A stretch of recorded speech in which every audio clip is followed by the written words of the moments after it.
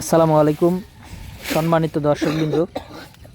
আজকে আপনাদের সামনে যেই ঘাসটি কাটা হচ্ছে এটি মূলত ইন্দোনেশিয়ান স্মার্ট নেপিয়ার ঘাস। দর্শক শ্রোতা, অনেকেই অনেক হাইব্রিড ঘাস চাষ করে থাকেন, তবে এই ইন্দোনেশিয়ান স্মার্ট নেপিয়ার ঘাসটা মূলত অন্য যে কোনো ঘাসের থেকে প্রোটিনের দিক দিয়ে সবচেয়ে হাই প্রোটিনযুক্ত ঘাস বলা হয়। বিশেষ করে এই ঘাসে 22 থেকে 25% প্রোটিন রয়েছে, যাহা কিন্তু অন্য কোনো ঘাসে এত বেশি প্রোটিন কিন্তু নেই বর্তমান বাংলাদেশে। তবে দর্শক শ্রোতা, এই ঘাসটি প্রোটিন যেমন বেশি তেমন কিন্তু আপনার জারে অনেক বেশি ঘাস হয়, তবে লম্বা হয় কম। সর্বোচ্চ আপনার 5 থেকে 6 ফিট লম্বা হয়ে থাকে এই ঘাসটি, তবে ঝাড়ে অনেক বেশি ঘাস হয়। আপনার প্রথম ঘাস রোপণ করলে, কাটিং রোপণ করলে 40 থেকে 50টি চারা প্রথম অবস্থাতেই হয়ে থাকে।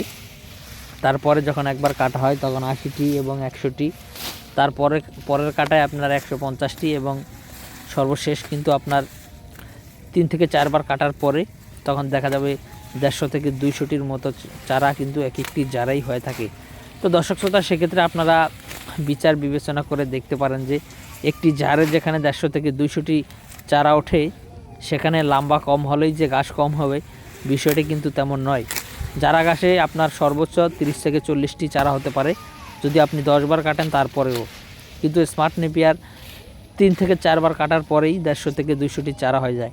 তবে এটি আবার বলি অন্যান্য ঘাসের মতো লম্বা হয় না, এটি খাটো হয়, সে কারণেই মূলত অনেকেই চাষ করতে চায় না। তো দর্শক, এটি যেরকম ঝাড়ে ঘাস বেশি হয় এবং সেরকম কিন্তু প্রোটিন রয়েছে। তো দর্শক, প্রোটিন বেশি, ঝাড়ে ঘাস হয় বেশি এবং ঘাস নরম এবং মিষ্টি, এবং অন্যান্য ঘাসের থেকে এই ঘাসের খুবই দার কম রয়েছে।